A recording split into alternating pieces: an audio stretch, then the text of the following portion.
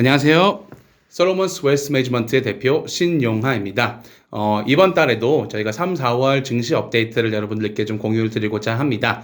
지난 몇 달 동안간은 사실은 그렇게 큰 증시 움직임은 없었습니다. 다만 전 세계적으로 지금 최근에 많이 화두가 되고 있는 몇 가지의 주제로 저희가 한번 살펴보면서 향후의 증시 방향이 어떻게 갈지, 그리고 앞으로 여러분들이 생각해 보셔야 할 전략들은 어떤 것들이 있는지에 대해서 좀 도와드릴 수 있도록 좀 유용한 차트를 공유하면서 함께 설명해 드리고자 합니다. 지금 현재 증시에서 가장 화두가 되고 있는 부분 중에 하나가 미국이나 아니면 호주 같은 이제 10년물 장기 채권에 대한 정부 채권에 대한 금리 인상을 보여주고 있는 소식입니다. 채권 금리가 오른다라는 뜻은 이 채권의 수익률, 그러니까 채권을 지금 가지고 계셨던 분들의 수익률도 낮아진다라는 어떤 좀 다른 단면적으로 보여줄 수 있는 부분 중에 하나인데요. 이자가 오르면 채권의 가치는 하락하고 채권 금리가 내리게 되면 채권 가치는 오르게 되는 그런 좀 채권의 구조가 좀 다르게 있다는 점 알아주시면 좋겠습니다.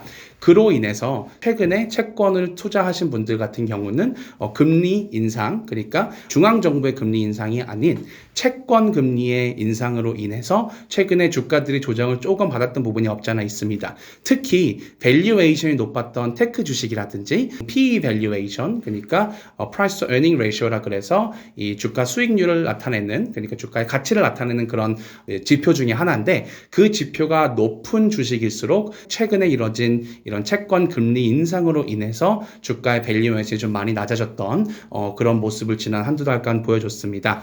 여기 같이 차트를 한번 보시게 되면 최근에 이제 미국 증시나 호주 증시의 퍼포먼스를 나타내는 부분인데요. Price Earning Ratio, 그러니까 주가의 그 가치를 나타내는 노란색 라인과 그리고 남색 라인이 이 지금 호주 ASX 인더스트리얼을 나타내는 산업 기업들을 나타내는 그 지표하고, 그리고 미국 증시의 상위 500 기업 S&P 500 인덱스에 갖고 있는 회사들의 PE 레이쇼를 나타낸 차트입니다. 하늘색 라인을 저희가 같이 보게 되면 이 Fed Balance Sheet라 그래서 미국 중앙은행의 밸런스 시트라고 보시면 될 것 같아요. 재무제표를 나타낼 수 있는데 오르면 올라갈수록 그만큼 부채 레벨이 올라간다는 뜻입니다.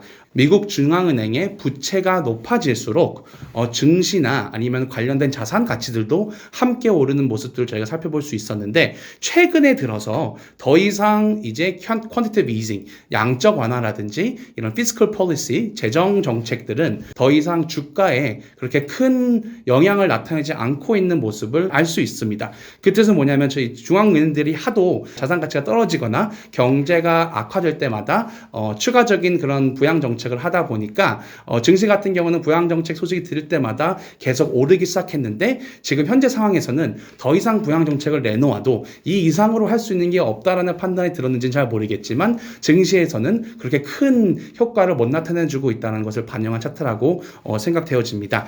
그 다음으로 저희가 또 차트 살펴보게 되면 호주 연방은행의 밸런스 शी트, 그러니까 부채 비중과 그리고 호주 ASX 200 상위 기업 200 기업에 대한 이 Price to Earning Ratio에 대한 부분을 차트로 나타낸 차트인데요. 최근에 또 2, 3월 달에 보시다시피 이 연방은행의 아무런 좀 이런 재정 정책들이 증시에는 미미한 효과를 현재부터는 좀 미치고 있는 것으로 보여지게 됩니다.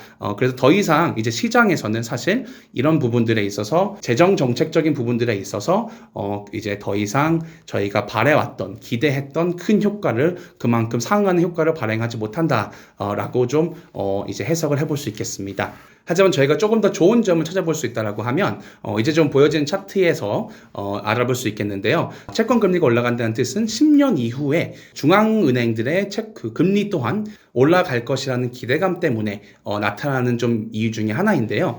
ASX 200 기조적으로 보았을 때 이 차트를 살펴보시게 되시면 break even이라는 단어가 쓰입니다. 그 뜻은 뭐냐면 이제 10년물 국채 수익률에서 10년물 물가 연동 채권 수익률을 차감해서 산출하는 기대 인플레이션을 BEI라고 하는데 break even inflation이라고 부릅니다. 이 기대 인플레이션이 오르면 올라갈수록 보통은 저희가 기대할 수 있는 부분 중에 하나는 상장 기업들의 수익성 또한 함께 올라가는 모습을 볼 수 있습니다. 하여서 사실은 지금 정부 채권 금리가 올라가는 것은 증시한테 별로 좋게 보이진 않지만 기대 인플레이션이 함께 기대 물가 상승률이 함께 올라가는 것이기 때문에 주식적인 측면으로 보았을 때는 사실은 아직까지 그렇게 크게 걱정할 부분은 아니라고 보여집니다. 오히려 이런 좀 기대 인플레이션이 올라갈 때에는 reflationary trade라 그래서 reflation environment 물가 상승률이 이제 기대가 되는 그런 경제 상황에서는 은행이라든지 저평가된 기업들이 오히려 더 선호를 받게 되는 시장 상황이 펼쳐질 수도 있다는 점, 좀 여러분들이 참고해서 알아주셨으면 좋겠습니다.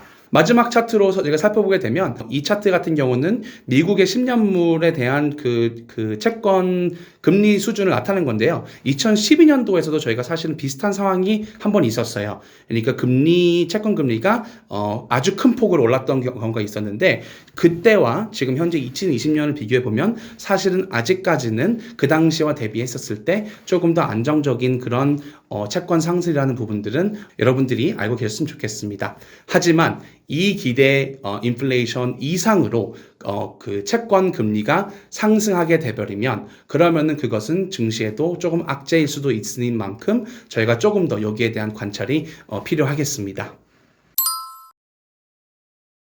자, 두 번째로 제가 살펴볼 부분은 2050년까지 지금 전 세계적으로 개발도상국뿐만이 아니라 선진국들도 함께 동참하고 있는 2050년까지의 탄소 중립, 카본 이미션 프리 에너지 제너레이션입니다.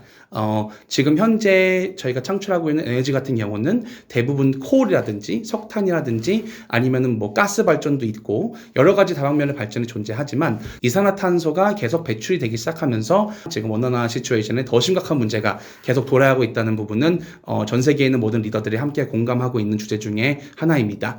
지금 현재 이번 달의 테마라고 할 수는 없겠지만 지금부터 조금 시작되는 테마로 볼 수 있을 것 같아요. 최근에 이제 ESG라 그래서 조금 더 environmentally friendly한 좀 환경 정책들도 지금 많이 투자가 되고 있는 상황이고 그리고 현재 최근에 이제 여러 정부들이 큰 지출을 감행해 가면서 이제 인프라스트럭처라든지 이런 사회 간접 자본들 투자가 진행되고 있기 때문에 사실은 이 관련된 테마를 좀 주목하셨으면 좋겠다라는 생각에 이 부분을 좀 포함을 시켰습니다. 차트를 살펴보게 되시면 이게 이제 net zero 카본 이미션을 가기 위한 2050년까지 가기 필요한 좀 로드맵을 좀 나타내는 수치 중에 하나예요. 이제 솔라나 윈드, 그러니까 태양열 발전이라든지 아니면 풍력 발전을 지금 현재보다는 3.5배 이상을 늘려야 되고 그리고 전력 생산을 위한 이 coal fire, 그러니까 석탄으로 인한 것도 없애야 되고 여러 가지가 지금 많이 있습니다. 특히 또 이제 뭐 electric vehicle 관련해서도 지금 많이 좀 토론이 되고 있는 부분이기 때문에 전체적인 이 R&D라든지 설비에 대한 투자가 지속적으로 늘어나고 있는 추세고요. 좋은 예제 중에 하나가 중국을 좀 저희가 좀 메인히 볼 수 있겠습니다. 중국 같은 경우는 아시다시피 지금 전기 자동차로서는 전 세계에서 뭐 테슬라를 거의 뭐 경쟁할 만큼 그만큼 빠르게 지금 발전하고 있고 중국 내에서는 그리고 중국 내 전기 자동차 생산 회사들이 계속 늘어가고 있는 추세입니다. 그리고 중국에서는 아시다시피 정책들을 한번 발표하게 되면 거의 그냥 뭐 모든 국민들이 함께 해야 될 정도로 동참하기 때문에 전기 자동차를 이제 전 세계적으로 보았을 때 중국과 유럽이 전기자동차 어덥션, 그러니까 이 사용할 수 있는 그 량은 가장 많을 것으로 보여집니다. 이 차트를 또 다시 보시게 되면 중국 같은 경우는 지금 현재 그 생산하고 있는 에너지의 대부분이 다 콜파이어예요. 그러니까 석탄으로 많이 지금 되고 있으나 그 외로 이제 추후에 석탄은 2050년까지 대부분 줄여가고 그에 상응하는 부분들을 이제 뉴클리어 핵발전이라든지 아니면은 뭐 하이드로라든지 다른 부분들로 이제 발전해 나가는 추세입니다. 그 뜻은 뭐냐면 여러분들 보셔야 될 부분 중에 하나가 여기서 알 수 있는 것 중에 하나는 이제 더 이상 풍력과 태양열로는 사실은 이 모든 2050년까지 이산화탄소 배출을 못하게 하기는 되게 힘듭니다. 그 외에 있는 관련된 이제 우라늄이라든지 아니면은 이 뉴클리어 파워플랜트가 관련된 뉴클리어 꼭 해야 될 거라고 최근에 좀 발표도 난 부분이 없지 않아 있기 때문에 그 외에 관련된 내추럴 가스라든지 석탄 발전을 대체할 수 있는 에너지 자원을 찾아보시면 좀 장기적인 테마로 투자할 수 있는 부분도 함께 보이지 않을까라는 생각을 가지고 있습니다. 마지막으로는 저희가 잡키퍼에 대한, 잡시커에 대한 우려를 많이 표출하신 손님들이 많이 계셨어요. 잡키퍼가 끝나면 어떡하냐? 잡시커가 끝나면 그만큼 소비에 대한 그리고 지출에 대한 니드도 많이 줄어드는 것이 아니냐라고 우려하신 분도 많이 계셨습니다. 지금 보여지는 차트를 함께 보시면 왼쪽 같은 부분이 이제 마치 그러니까 3월달 지금 현재 보여주고 있는 잡키퍼의 투자 금액이라고 보시면 될 것 같아요. 1 빌리언 가까이가 지금 계속 쓰이고 있으나 이제 6월달 쿼터부터는 더 이상 이런 잡키퍼에 대한 페이먼트가 없어질 것으로 보고 있습니다. 그리고 오른쪽에 살펴보게 되면 이제 만약에 그러면 잡키퍼가 없어졌을 경우에는 이 인컴 레벨이 어떻게 다를 것인가를 좀 나타낸 차트입니다. 이제 이게 모건 스탠리가 이제 만들어준 차트인데요. 사실은 이제 2021년에 넘어가기 시작하면서 잡키퍼로 의존하던 대부분의 인컴들은 어느 정도 많이 리플레이스가 되었습니다.